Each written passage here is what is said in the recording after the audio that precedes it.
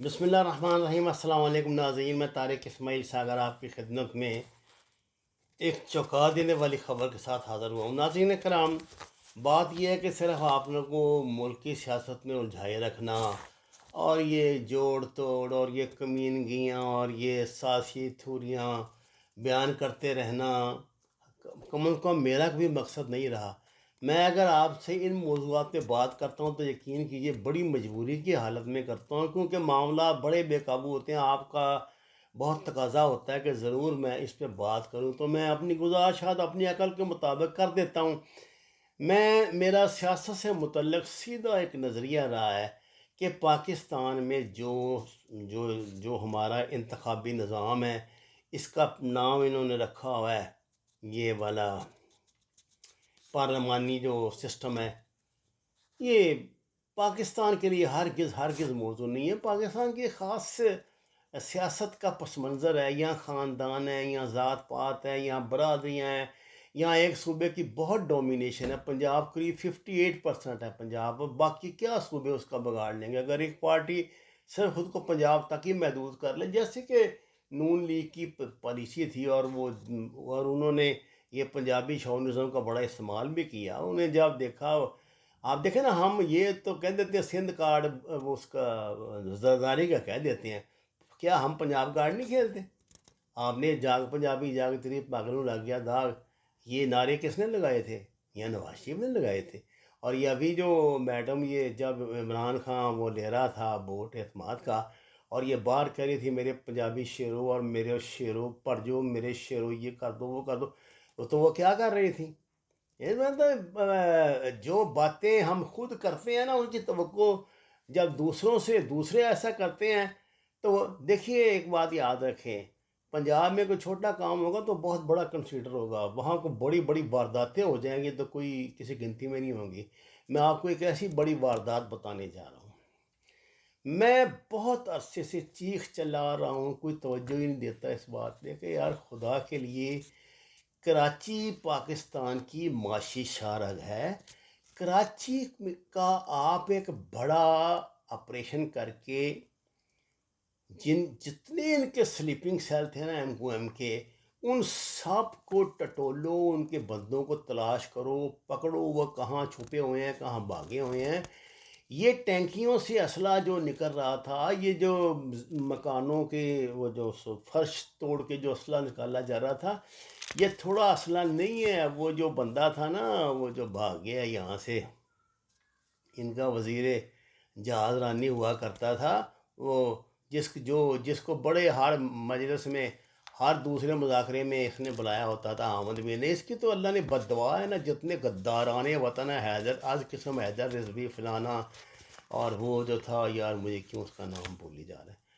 और ये सब लोगों को ये ज़रूर बुलाते थे, ये तो उसको, मामे को, मामा कदीर को, मामा कदीर की भांजी को, इन सबको बुलाते थे। ये देखें अजीब गरीब लोग हैं। वो जो मरी है वो बलोच बलोच खातून वहाँ कनाडा में, वो किस चीज़ की ज़्यादती से मर गई, वो उसकी तिब्बी रिपोर्ट जारी हो चुकी है, उसमें देख लें।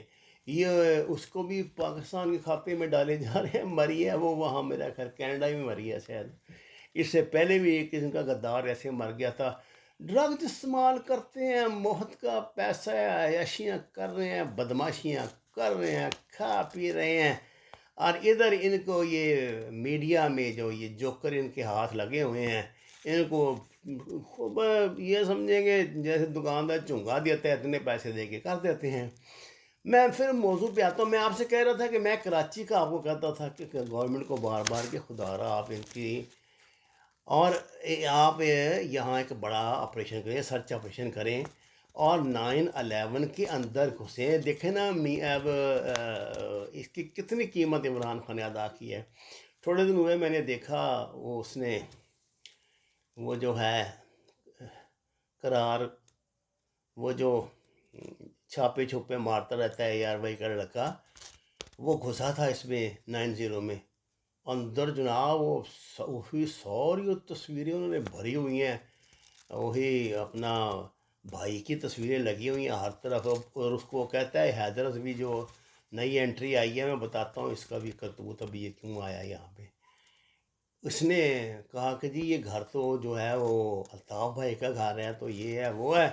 वो अचानक अंदर गया था तो ये कुछ बिगाड़ तो नहीं सके, थोड़ी बहुत तस्वीरें उसने ली, लेकिन उन्होंने पूरा नहीं इसको ले देखने दिया, करने दिया। वह वहाँ अंदर उन्होंने अभी तक अपना वही जो सिस्टम है, वो 90s वाला और 2000 वाला, वो अभी तक वो उन्होंने लगाया हुआ है, वो नहीं हटे उससे। ये तो मौके के मुंतज़िर हैं, अब वो तो ज़ेरे ज़मीन चले गए, अब मौके के मुंतज़िर हैं।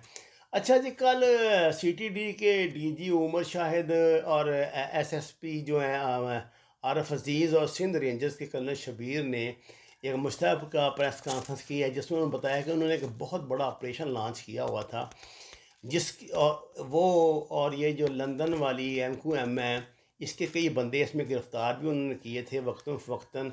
ख़ास तौर से जो जिनको आजकल ये अब पीछे बड़ी तेज़ी के साथ इन्होंने फुल मूवमेंट शुरू की थी। तो इस सिलसिले में पता ये चला कि कराची में जो 2017 में इन्होंने एक, कहते हैं 2017 में एक्चुअली इन्होंने लंदन टारगेट किलिंग टीम जो है ना वो पकड़ी थी, जो नए अज़ाइम के साथ जिनको भेजा जा रहा था। और बड़ी सर तोड़ कोशिशों के बाद अब इनको ये पता लगा है कि जो कराची में वो चल रहा था ना सिलसिला टारगेट किलिंग का, और उसके बाद अब जो सिलसिला चल रहा है इसको अमेरिका में मुकीम मैडम कैक शाह हैदर जो चला रही हैं वहाँ से। ये मुझे नहीं पता, मैं ये किसी इनके लीडर की शायद मोहतरमा जो है उनकी वाइफ भी हैं। आप खुद देख ले कौन हो सकता है वो। तो ये वहाँ ये चला रही हैं, इस ये गैंग चला रही हैं। ये आपको इस बात का पता है, एम के जो दहशत गर्द थे ना, ये बहुत ट्रेंड, ये तो बहुत आगे के, जिस तरह के अमेरिका में जैसे यूरोप में होते हैं ना जो माफिया ग्रुप जो होते हैं, जो जिनके लिए इंसान का कत्ल जो है वो बच्चों का ऐसे खेल होता है, जैसे काले ये करते हैं, ये इस टाइप की चीज़ें ने इनको ट्रेनिंग दी हुई है। इनकी औरतें भी यही काम करती थी, इनके मर्द भी यही काम करते थे, ये सब इसी चक्कर पे, इसी काम पे लगे हुए थे और अभी तक लगे हुए हैं। आपका क्या ख्याल है कि जहाँ 25-30 साल इतनी मेहनत की होगी राह ने, तो वो क्या वहाँ से एक फौरी तौर पे छुट्टी कर लेंगे? हरगिज़ नहीं करेंगे, कुछ करेंगे।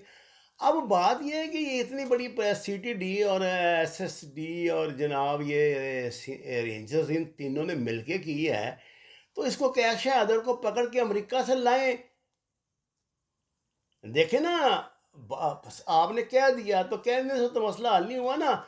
जब तक इंसाफ भाई होता हुआ नजर नहीं लगे कोई बात नहीं बनेगी। इस तरह तो अपने खब्बे सज्जे काने और वो लंबा और वो छोटा और वो नाटा ये पकड़े हुए हैं बड़े, लेकिन भाई इन पे केस चलाए हैं। इस मुल्क में तो उज़ैर बरी हो गया है, मुकम्मल ही मेरा ख्याल बरी हो गया है कि उसकी हो गया, सारा कुछ हो गया।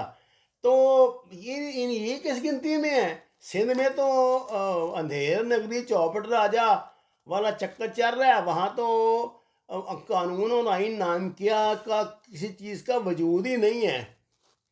उज़ैर बलोच को के मुतल्लिक जो जो कुछ आपने हमें बताया था, जो वो जो मुश्तरका ये बनाते हैं रिपोर्टें, ये जो हमें दिखाई थी, वो जो अली जैदी साहब आके चीख चीख के हमें बताया करते थे, वो क्या सब फ्रॉड था? वो उज़ैर बलोच के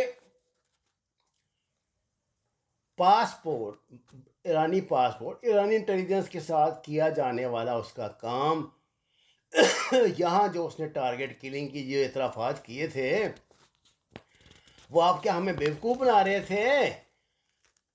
हमें चढ़ा रहे थे आप? तो बरी हो गया, का जुर्म साबित नहीं हुआ और अब वो दोबारा जो है वो मैदान में उतरेगा और लग पते जाएंगे। तो इसी तरह अब ये क्या, ये कोई ऐसा मुआहदा हो गया कि तुम हमारे छोड़ते जो, वो हम तुम्हारे छोड़ते जाते हैं और बाद में मिलके फिर वो पुराना धंधा शुरू कर देंगे। वो जो ज़ियाउद्दीन अस्पताल में हुआ करता था कि अस्पताल था इसका, मिस्टर ज़ियाउद्दीन का, जो पीपल पार्टी के जो वजीर थे, जो भागकर अब चले गए हैं कनाडा, है जी, बड़ी मुश्किल से उसकी जमानत हुई थी बंदे की और फरार होकर कनाडा चला गया।